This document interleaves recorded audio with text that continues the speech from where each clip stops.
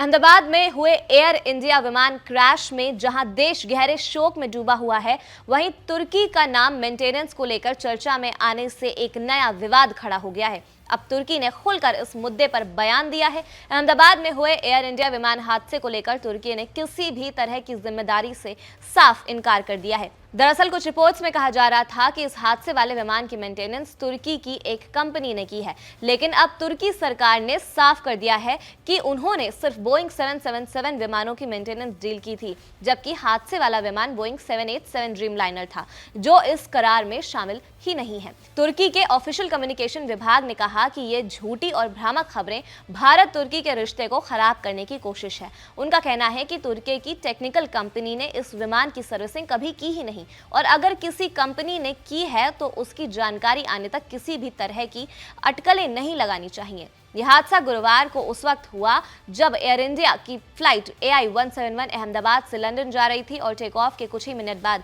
Hostel की building से टकराकर नीचे गिर गई। हादसे में 242 में से 241 लोगों की मौत हो गई। सिर्फ एक ब्रिटिश नागरिक ही जिंदा बच पाया। आग लगने और भारी तापमान की वजह से शव इतनी बुरी हालत में है कि पहचान भी मुश्किल हो रही है, इसलिए DNA से पहचान की जा रही है।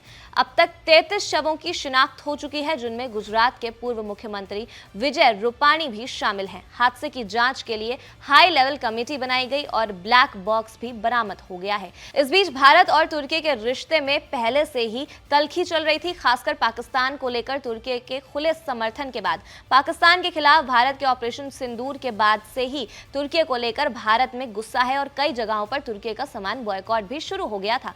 ऐसे में ये विवाद तुर्की के लिए और नुकसानदायक साबित हो सकता था।